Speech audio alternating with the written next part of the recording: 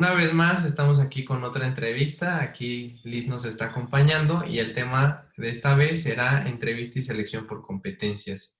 Y pues bueno, un gusto estar otra vez contigo, Liz.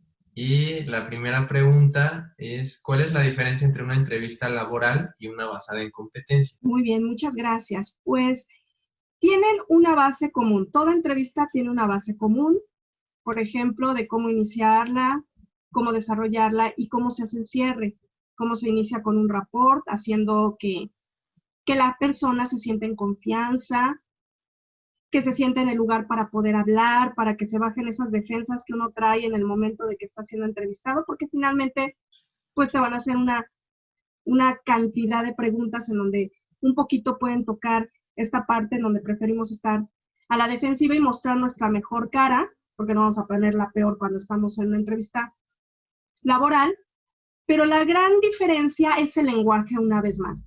De por sí hay que cuidar mucho el lenguaje, pues para no sugerir respuestas en una entrevista. Si tú ves las entrevistas que le hacen a Gatell, vas a escuchar que los periodistas dan su opinión cuando debería de ser algo muy neutral para poder conocer la opinión realmente de los expertos. Pero dicen mucho su opinión cuando no a todos nos interesa saber la opinión de un periodista. O, por ejemplo, dan respuestas, ¿no? Ya le están preguntando, pero al mismo tiempo le están dando las respuestas. Entonces, esas son las cosas que jamás debemos de hacer en una entrevista de este tipo laboral, en donde nosotros queremos tener la información del otro. Regularmente se hacen preguntas abiertas y va a ser la misma base. La diferencia es que al conocer bien nuestras competencias, le podemos hacer preguntas acerca de nuestra competencia. Si la tenemos bien definida, las diferentes competencias laborales, pues ya tenemos ahí el contexto, tenemos el lenguaje. Lo único que tenemos que hacer es ponerle en preguntas sin sugerir respuestas. ¿Y por qué es importante aprender a desarrollar preguntas que lleven a la implementación del tecnicismo en una entrevista por competencias? Porque te permite tener evidencias. No es lo mismo decir, yo lo vi muy bien, a yo vi las evidencias durante el desarrollo de la entrevista. Entonces, a nadie le interesa lo que yo crea, lo que yo piense, honestamente no. Sí. Interesa las evidencias que la persona pueda estar mostrando en el momento de la entrevista. Y es importante que le pida permiso a la persona o que le diga si puedo hacer anotaciones para que no se me olviden y entonces anotar las evidencias. Es una persona que ha leído diferentes artículos acerca de X cuestión que se le esté preguntando específicamente. Entonces, por eso es muy importante cuando nosotros logramos tener este tecnicismo, porque logramos obtener las evidencias para que con ello, en el filtro, se las demos a conocer a la persona experta si es que llega hasta esta persona. Esta persona entonces te tendría que hacer una entrevista también por competencias porque es la que más sabe de la tarea. Sí. Es la que puede hacer, por ejemplo, una entrevista por competencias duras de conocimiento. Entonces, por eso es tan importante poder ejecutar y aprender este tecnicismo que, claro, que hay que irlo traduciendo también cuando hagamos la entrevista, porque si la persona no conoce muchos ciertos términos, pues se puede interpretar de una manera incorrecta. Sin embargo, si es una persona experta, sí debería de manejar este conocimiento técnico, que ahí es quien se va a meter más fuerte, es la parte experta, que es la que finalmente va a contratar. Ok. ¿Y cuál es el proceso de reclutamiento por competencias? Es exactamente el mismo. Si nosotros tenemos, por eso es que partimos de que trabajemos muy bien el perfil del puesto para que sobre de ellos se puedan hacer las competencias, tener claros los objetivos y de ahí nosotros podemos ya sacar el lenguaje para hacer preguntas por competencias, hacer la búsqueda, la prospección por medio de ya teniendo lo que yo requiero. Y entonces yo voy filtrando. Okay. Y de esta manera van a llegar las personas ya con el filtro que vas haciendo desde la prospección, si haces una llamada telefónica, si te pones en contacto con la gente por medio vía email, tú ya vas haciendo también con la currícula un filtro que te va a permitir a que cuando la gente llegue a la entrevista, pues sea la gente que tenga la mayor posibilidad de quedarse en tu organización. Pero es el mismo básicamente, lo que cambia es mucho el lenguaje que estamos utilizando por competencias. ¿Y qué es la habilidad en escucha pasiva y activa? Muy bien, esta pregunta es muy bonita porque tiene que ver con esta parte de comunicación. Te decía que nosotros como recursos humanos necesitamos desarrollar esta competencia. La escucha pasiva dentro de lo que es el desarrollo humano, porque pueden haber varias teorías. Hay gente que al hablarte de la escucha activa te dice que es cuando tú ya estás verdaderamente escuchando a la persona y atendiéndola y poniéndote en su lugar y haciendo empatía. Es parte de, pero como se conforma en esta técnica, que es una técnica de la comunicación, la escucha pasiva es cuando nosotros escuchamos atentamente al otro.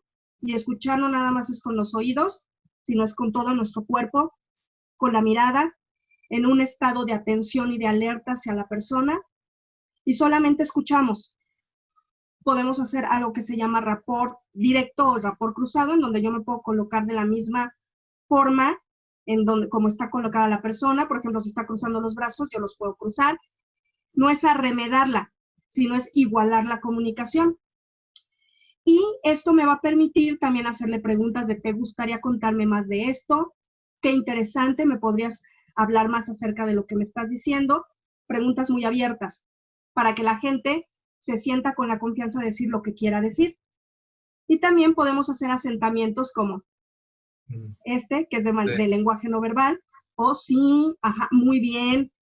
Esto le está diciendo al otro que lo estoy escuchando, porque si me quedo como palo nada más viéndolo, por ejemplo así, pues el otro va a decir, bueno, está viva, me está escuchando, ¿qué está pasando?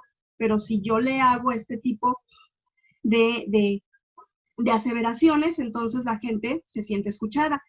Esta es la escucha pasiva. La escucha activa es que cuando ya me dio toda esta información, yo le puedo decir, a ver, déjame saber si te entendí correctamente. Y le repito lo que me acaba de decir. Es decir, hago un parafraseo o un retrorrastreo, que también se le conoce de esta manera, que simple y sencillamente implica que si yo te puse atención, yo te puedo repetir lo que me dijiste. Es como cuando nos dicen, a ver qué te dije. Si se lo sabemos repetir, quiere decir que yo puse atención y escuché. Pero si yo le digo otras cosas o le digo, bueno, es que, ¿qué dijiste? La gente se va a dar cuenta que no le puse atención, que no escuché. Y entonces la escucha activa tiene esta parte de compromiso más fuerte hacia la persona, que es, te repito lo que tú me acabas de decir. No tiene que ser con puntos y comas, pero sí que sea en esencia lo que dijo y que yo no le cambie, ni que le ponga, sino que la gente diga, ah, sí. Es como si tú pusieras, lo voy a poner así como a la antigüita, un cassette y lo pusieras hacia atrás, o un video, lo pusieras hacia atrás y después otra vez lo vuelves a escuchar.